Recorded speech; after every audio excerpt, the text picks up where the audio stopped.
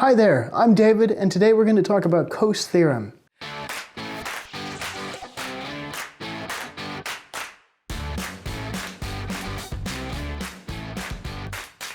Coase Theorem is an economic proposal or solution, potential solution, to externalities. Externalities are external factors which influence some form of market or situation.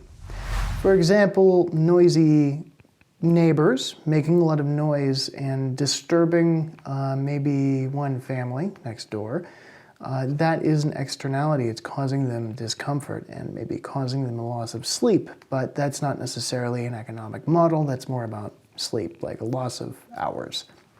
So let's think about it in terms of finance and money.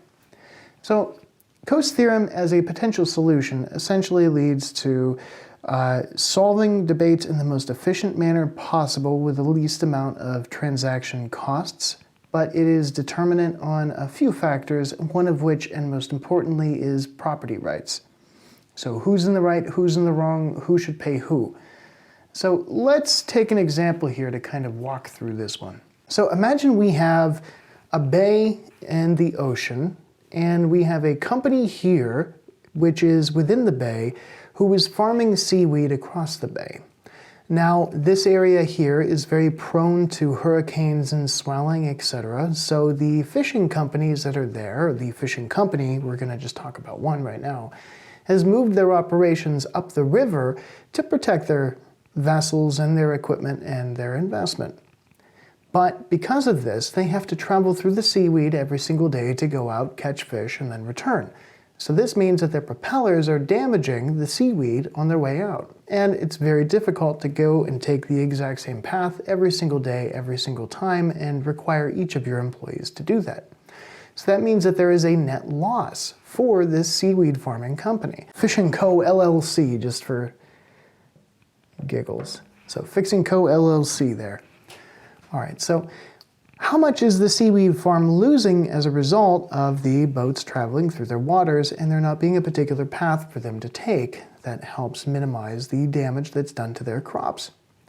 Well, in our case, we're going to make an annual just guesstimate that it costs the seaweed farm about, maybe $250,000 per year.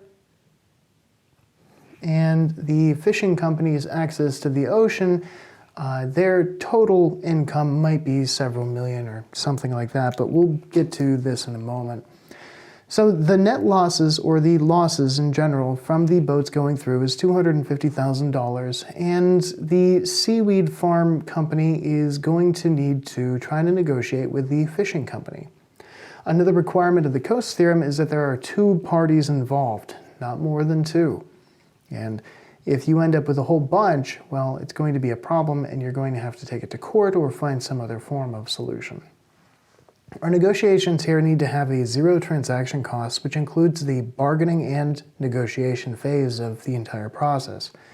The reason for this is that if the transaction cost is too high, it's not the most beneficial or efficient solution, which then increases the amount of money which is going to have to go into it. For example, when there is more than one fishing company, you're going to have to try to negotiate with 30 different fishing companies and pay them more overall in total for every single company to accomplish your original mission. For example, maybe changing the type of propeller on each of their ships. Well, you're going to have to pay them to do that, or they're going to have to pay you to compensate for their travel. But if you are outnumbered, well, there is an inequality of numbers and market share, which makes it improper for that negotiation to take place. So let's say that the fishing company is willing to pay, for example, $100,000 for the damages done to the seaweed farm. So now we have a situation where the fishing company is not willing to pay as much as the seaweed farm is losing. Well, this would be an inefficient situation, and it can then be taken to the courts, but that goes against the Coase Theorem. If it's taken to the courts and there's command and control involved, then the costs go up and it's actually, it's broken down at this point.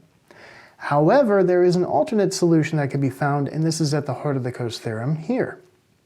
So the alternate solution is to make a path, one path for these ships for the fishing company to go into the ocean to go fishing. So imagine that the seaweed farm then pays the fishing company a certain amount for the extra fuel expenditures to take this longer path through into the ocean. Well, at this point, this would probably be a much more amicable and solvable answer to this problem. So that, in short, the idea here is to find a new market opportunity or a new service or some other thing that introduces into the market a new idea to solve problems as efficiently as possible. Or, in other words, let the market figure out its own problems for itself and everything will end up evening out. But again, this situation can only work between two parties. Any more than that, and there is a severe hindrance in the beneficial results of the negotiations. Well, that's pretty much it, really. It's Coase Theorem in a nutshell, and you've already seen some of the shortcomings, so just remember that it's not a solution for everything, but it is a very interesting one. So, I hope you enjoyed that, and don't forget to like, share, hit the bell for notifications, subscribe, and check out other videos, and we'll see you next time.